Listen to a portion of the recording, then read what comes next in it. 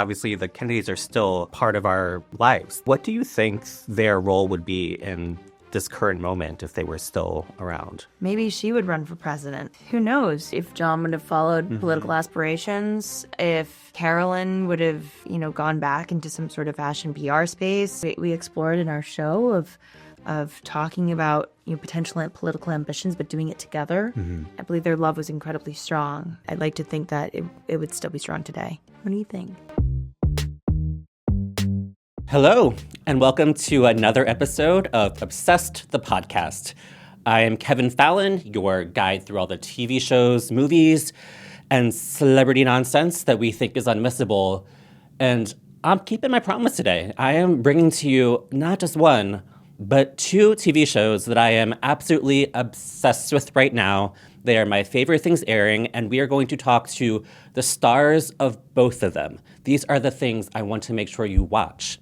First, I talked to, it's actually the very first people, humble brag, to talk to the new leads of Ryan Murphy's series Love Story, John F. Kennedy Jr. and Carolyn Bessette Kennedy. It's this new FX series about obviously the most storied, romantic, tragic, covered in every single way by the media relationship between JFK Jr. and Carolyn, from the moment they met to, unfortunately, that tragic plane crash that took both their lives. I got to talk to the stars, Paul Anthony Kelly, in his first major role. Not bad to be cast as one of the hunkiest men ever, an actual sexiest man alive, as your first role. And his co-star, Sarah Pidgeon, who plays Carolyn. And then after that, I'm going to talk to the star of the show that makes me laugh more than anything on TV right now.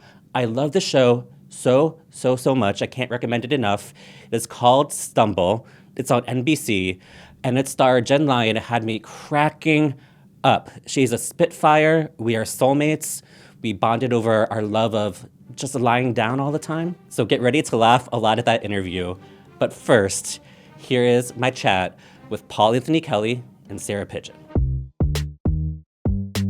Hi, how are you? Hello. Great, how are you? I'm good, thanks. I'm Kevin from the Daily Beast. So lovely to meet you. So nice to meet you.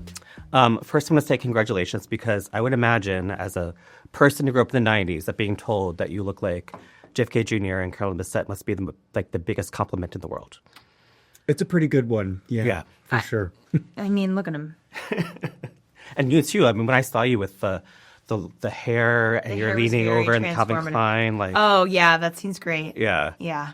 Like, what is it like to embody that vision of glamour that everyone just so clearly associates with that period of time?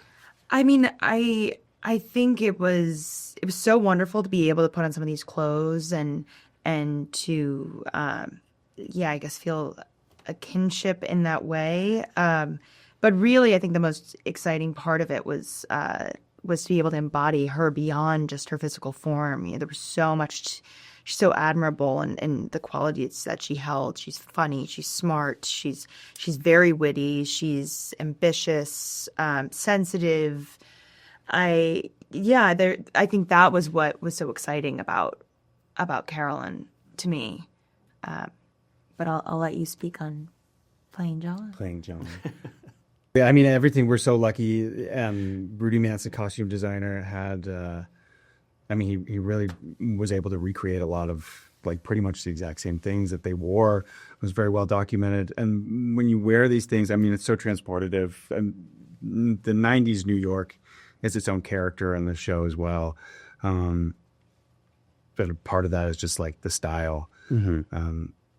Really, I think grounded us in our performances being in these clothes and the hair and everything. It was a totally transportative experience. And was there something that you learned about both these people that maybe unlocked who they were as humans beyond just the tabloid headlines, the paparazzi photos, that for you were sort of the key to understanding who they were, not just as icons, but as people? I learned about her sense of humor and wit. And just her quickness, I think, was I think she was very funny. And that, I think, just helped make sense of her. You know, she's seen as, there's so many two-dimensional images of her, and she's, you know, seen as this paragon of beauty and icon of minimalist fashion, but like she's so exuberant. And I think it also goes to show just how intelligent she was in terms of her minimalist fashion, but like we really saw her first. And there's something sort of enigmatic about her, and it is that sort of energy, I think, that imbues all of these incredible clothes. You know, it's her that you see. And I think, yeah, that playfulness was something that made me feel like I was getting closer to Carolyn, and her sensitivity. Her, you know, she was written as being very a real people person, able to connect, make you feel like you're the only person in the room. And I think part of that was, you know, putting it on the other person to protect her own sensitivities. So I think that's, in terms of finding something that, you know, we could really unlock together. It's like, what does John bring out in Carolyn that makes that part feel more, that allows her to access that, him to access that part of her. What about with John? I mean, there's so much in that first episode about the hunk flunks and like. Yeah, I mean, there were a lot of things I learned about John. I think his compassion and ease, you know, he just wanted to be a regular guy. And couldn't. He couldn't, Yeah. you know, he couldn't. And that was his greatest desire, really. I mean, this is what I infer from what I've learned about him. You know, he had like this everyman quality to him where he also made everyone feel as if they're like the only person in the world. And Carolyn had that as well. And I think we really tried to play into that and allowed those traits to inform our performances and build these characters. Yeah. Yeah. And there's a crazy story that I heard about you filming what is one of their more famous fights that happened in a park in the East Village. And apparently people... The Citizen app? Yes, people thought it was a real fight.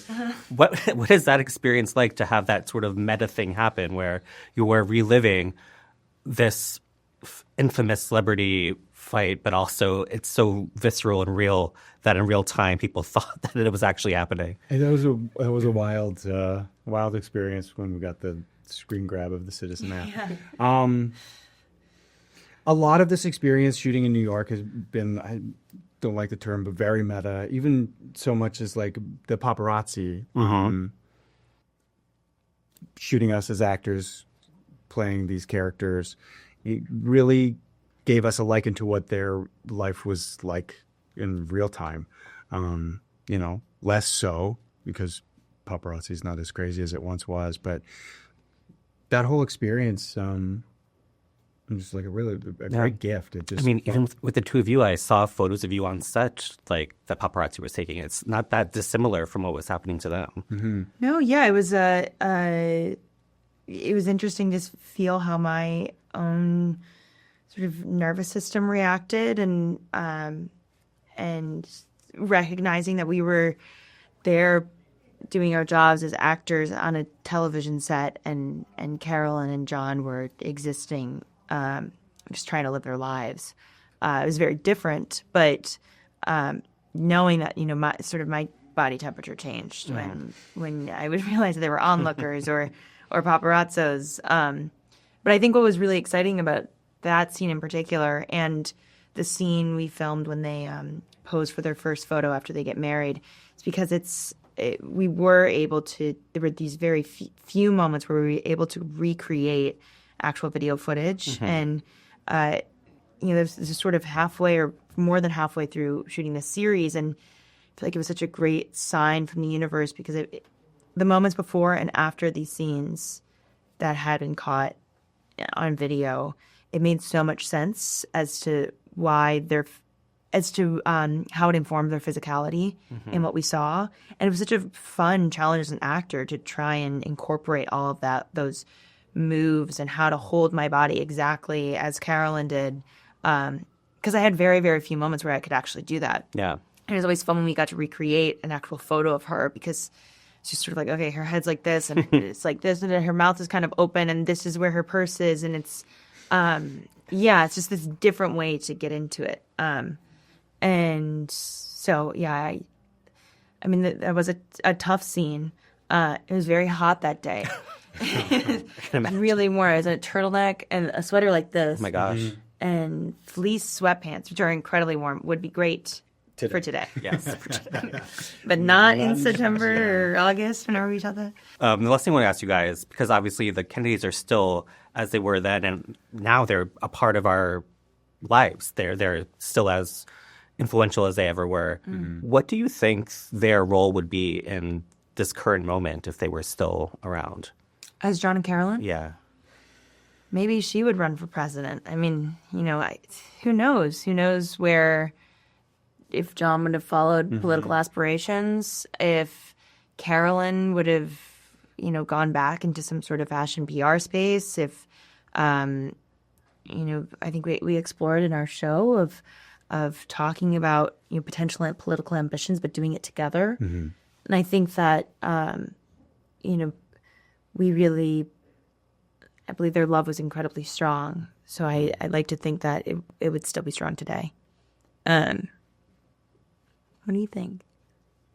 I mean, I'm in complete agreement with that. Yeah, it's hard to speculate what they would still be doing. I think a political thing is kind of inevitable. It's hard to say. Yeah. Yeah. Well, that's all my time, but thank you so much. Wonderful. It's great to meet you guys. Yeah. Pleasure. Thank you very much. Thanks, Kevin. All right. Thank you, Paul Anthony Kelly and Sarah Pidgeon. It was so much fun to talk to you about Love Story, JFK Jr. and Carolyn Bessette Kennedy. And now my interview with Stumble star Jenn Lyon. She is so much fun. She's a spitfire. She's my soulmate at this point. Get ready to laugh. We were talking in the heat of the Olympic fever, and we got a little deranged about it. But again, it was so much fun. I think you're going to really enjoy it. Here is my interview with Jenn Lyon from Stumble. Hello, Jenn Lyon. How are you? Hi. I'm good. It's cold, but I'm good. Yeah, it's freezing, but we are persevering. We're surviving. We're trying, at least. Yeah, we suffer for our art. Exactly.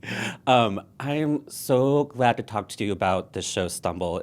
I adore it so much. It's my highlight of the week to get to tune in for 30 minutes and just laugh my little ass off. I'm so happy to get to chat with you about this.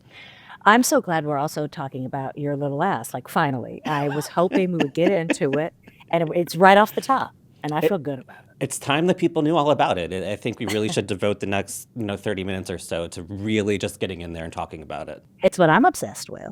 Yeah, I mean, everyone's talking about heated rivalry and they're apparently very muscular bums, but I think it's all about the little one. I think we're going to make a comeback. Yes, is it great to be double caked up? Yeah, but what about double cupcaked?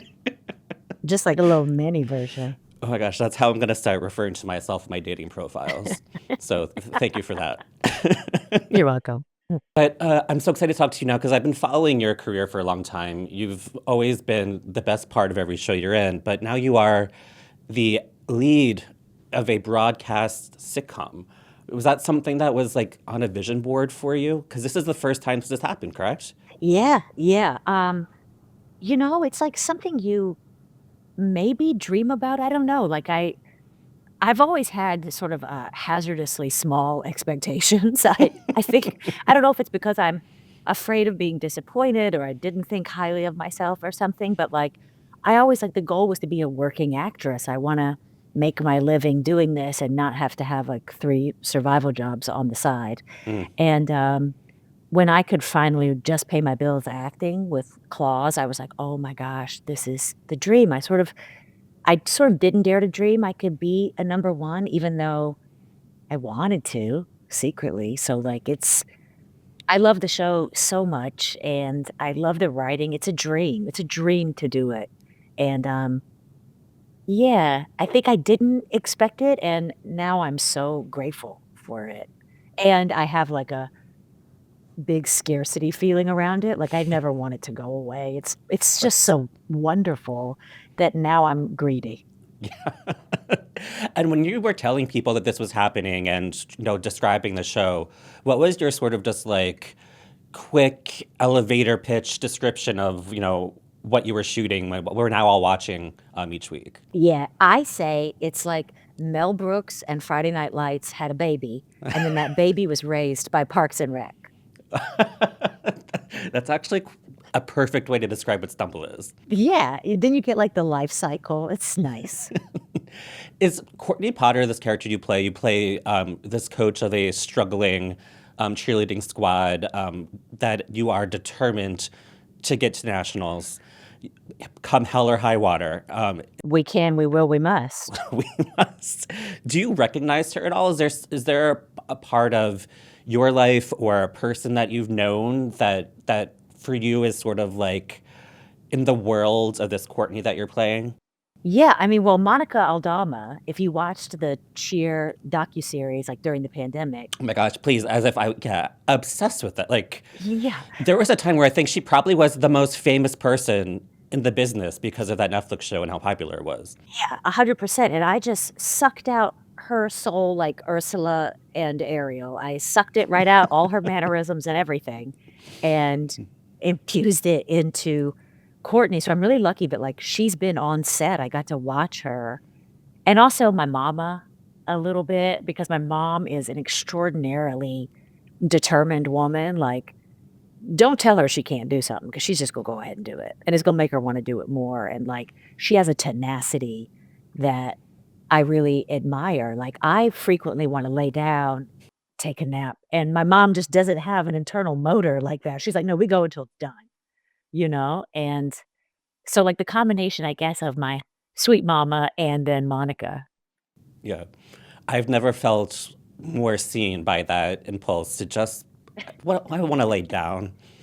That's my vibe. Just like, let me lay down. Let me just lay down about it if I could. And also, babe, have you been watching these Olympics? Crying every single night, watching Peacock on my couch as these little children win all these Olympic medals. Same. And don't get me started on the ice dancing and the couples and the French thing. I could take to the streets about that result. I'm not well about it. But I wanted to say, Kevin, now that you've seen Luge happen, did we miss our time to shine? It's a lay down sport. That was our calling. I thought I wasn't athletic, but really all I needed to do was find the thing where you lay down on a bed and go down a little ice luge. You just go down real fast laying down. I've never been more suited for something. I've been preparing my entire life to become a luge Olympian, turns out. Look, the next one's what, 4 years away? We'll just try it out. You're near Chelsea Piers. I'm sure they have a class. Yes, exactly. I'm going to have a career pivot. They have trapeze. They have everything. But that actually is a good segue to one thing I wanted to ask you about, which is, you get to watch these insanely talented performers do these incredible acrobatic cheer stunts and dances, and it looks like they're having a blast. It looks physically impossible to do, but I am curious if you ever have this, like, inkling of, like, I kind of wish I was also up there doing the dances or maybe being thrown in the air and flying around. I do a little bit. I do. I wish, I'm climbing the yodeler on The Price is Right, and you just see it going up the hill. I feel that way age-wise a little bit. I'm like really getting there. And but they do it with such ease and effortlessness that it really does make it seem possible for my aged body to also be launched to the stratosphere. And so I kind of want to a little bit, but I'm also like, I really hold the rail when I go down the steps. So it's at cross purposes. That's so funny. Have you become like a fan of cheerleading besides just watching that Cheer Netflix series, which we were all obsessed with? Because you're now doing this, like, are you a kind of person who's now going to want to turn out to these, crazy competitions that happen all the time, that are watching it on ESPN? Dude, I want to go to Daytona. Yeah, I want to go. I want to see it. I watched a lot of clips of Daytona, like in the prep, and I read Monica's autobiography, and like, I am obsessed with these athletes, because we think of cheerleading. I think people, and they also maybe think the show is about cheerleading in this way. That's like, you think of like popular girls with pom-poms, but cheerleading is not like that now. It is an Olympic level sport, and these athletes are incredible. Like they have to tumble, they have to stunt, they have to be thrown so far in the air. Some of them have never been found. They get thrown up, they never come down, and that's a risk. Just floating up there somewhere. We don't know. We can't know, Kevin. One of my favorite parts of the show is that you get to work with your on-screen husband, who's played by the brilliant SNL vet Taran Killam. Is he someone that you had been following? Like, did you watch his years on SNL before getting to work with him on this? Yeah, I totally watched him on SNL, and I remember him from Mad TV. I saw him in Single Parents. Like, I always just thought he was so funny and so great and so talented, and it's a shame about his looks. It's a shame he's not also handsome and tall, and he just, I'm searching for things that are wrong with him because I'm like, there must be something. And there really isn't. He is a dreamboat in every way. It's upsetting. Yeah, that makes me feel very inadequate about my own self. I'm going to have to figure out his secrets. Kevin, we've got the Luge to look forward to, and we can't be focused on this. We can't be focused on like our personal qualities. Now we've got a goal. Yes, exactly. Yeah. So I first fell in love with you when I was watching Claws, back when that was on for its 4 seasons. You got to star with Niecy Nash and Carrie Preston and Judy Reyes and Kruta Tran, some of the, like, honestly, like, the Avengers of television acting. Really are, dude. That show was, like, in my opinion, so renegade at the time. It was this sort of, like, mobster series, but centered around just women who work at a nail salon, and that sort of just like flipped the script completely on its head. Yeah. Did it feel that way? Like, did it feel kind of like renegade in the way that I was, receiving it? Yeah. I mean, when we were doing it, we would like try to think of ways to describe it, and we would be like, it's like Breaking Bad, but make it fashion. Because it was like Florida noir in a way, almost like an Elmore Leonard novel, but it was also like kind of campy, and it had these elements of like heightened realism, magical realism and stuff. And like, it did feel like nothing else on TV was like that. And I loved it. I really loved it. And I love those women. And also the dudes that were on it, Harold Perrineau, Kevin Rankin, Jason Antoon, Jack Cassie, like Dean Norris. Like, we had the best time shooting it. And the writing was so cool, and like the costumes and the art direction, like it was a blast. And I thought it was like, yeah, I thought it was special then, and I think it's special now. And you got to be sort of witness to this moment, this sort of like birth of everyone realizing that Niecy Nash is an icon to be recognized. Yeah, dude. Like, that was really happening around the time of that show. Getting On was, just on, or maybe just finishing. Like, it was like a Niecy Nash, like, I want to say birth, because she had been iconic for such a long time in comedy, but like a new appreciation, like a renaissance. Yeah, she would say this thing. She would be like, sometimes you have to invite people to think about you differently, And I always thought that was such a fun way to phrase it, instead of being like, I'm going to fucking forge a new path. She was like, I'm going to invite you to think differently, because I can do this, but I don't have to stay in that lane. I can also do this. I can do this. Like, she is bold and legendary and smart and so funny and just equally gifted at drama and comedy. Like, yeah, she's got it going on. I remember I had a lunch interview with her once during the time of Claws, and I don't know if she was, on because she was doing press, or maybe this is actually how she is in every day of her life, but every sentence she said to me was as if she was giving me a sermon personalized for myself to make sure that I actualize into the best version of a human I can be. It was therapy, it was finding God, it was all of that at once in this little 20-minute lunch that I had with her. 100%. She can zero in. Yeah, exactly. You'll be sitting with her and she'll be like, and let me tell you something else. You got 2 feet firmly planted in a blessing, and you need to trust your gift. And you're just like, well, this little lunch was 6 years of therapy. Exactly. Yeah, she's great. Exactly. She intuits, and she listens and she inspires. Yeah, she's all that. Yeah, and what I love, because I think there is almost somewhat of a through line between Claws and playing Courtney on Stumble with it, whether it's the nails and claws or something like cheerleading, which we consider to be this very like feminine girly thing. These are characters, these are women who are taking these like hyper feminized things that we have stereotypes about and really using them as like armor and sort of flipping the script to make them part of these characters' toughness. I think that's a really interesting thing that's happening with, both of these series, and certainly happening right now with Courtney and Stumble. Yes, Kevin, hold on. Just writing that down for the next time I do an interview. Yeah, what a beautiful thing to say. I think that's absolutely correct. I think that like their toughness, their ambition, their drive to not only just survive, but succeed and surpass is both a way of connecting and of keeping people at arm's length, like it's like an armor and an invitation at the same time. Like that's cool, Kev.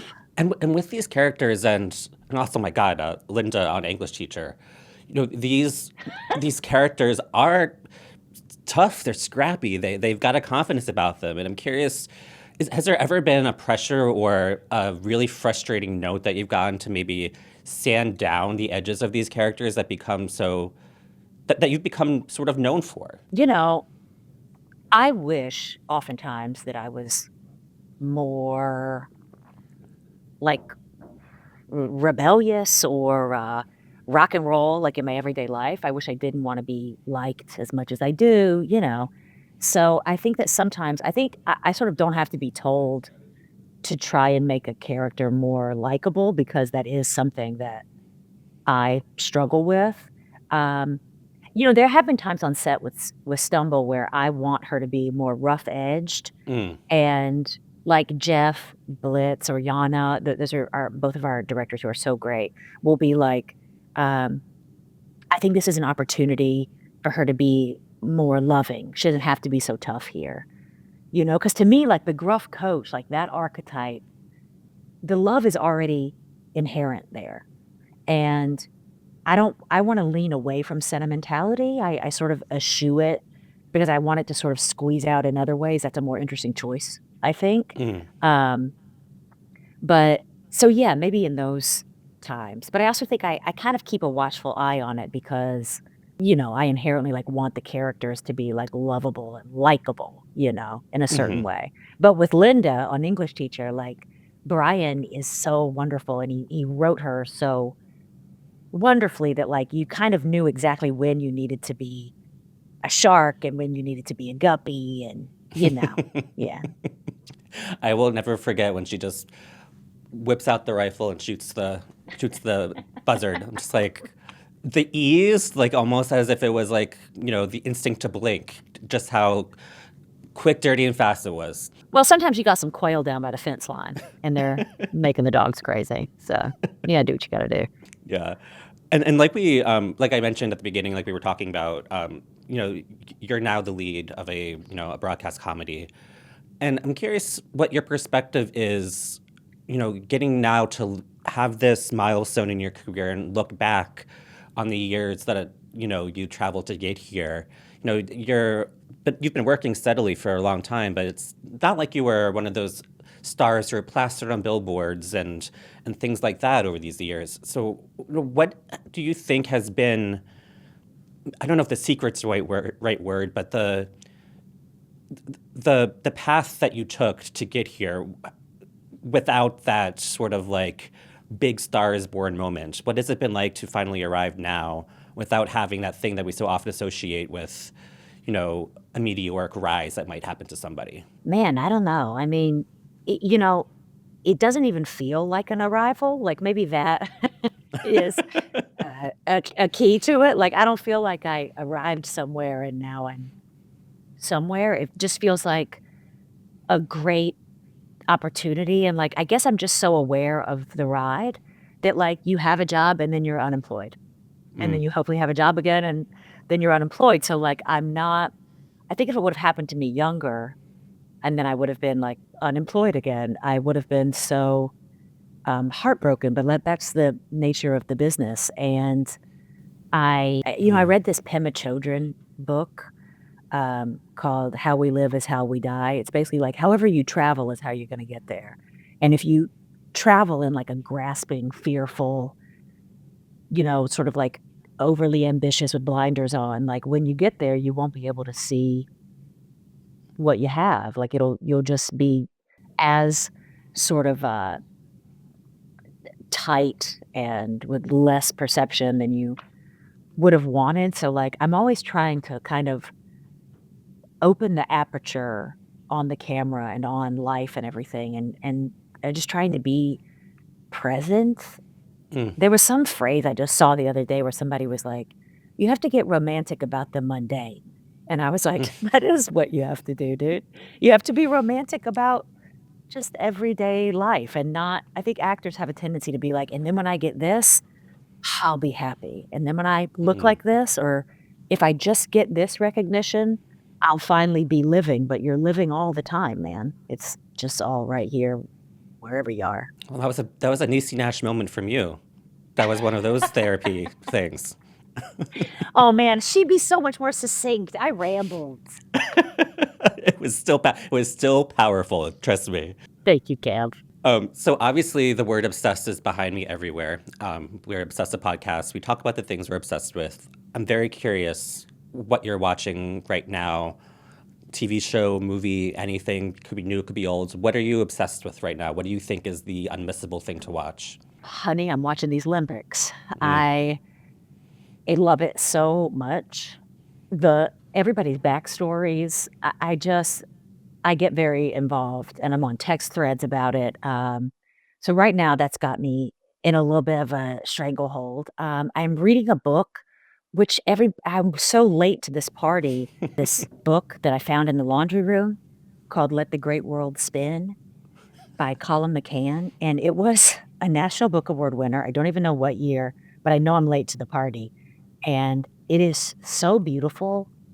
I cried like on the treadmill yesterday reading it. The prose is so gorgeous, and I just highly recommend it. It's so beautiful. And what I'm learning is I'm not spending enough time in my laundry room looking for books.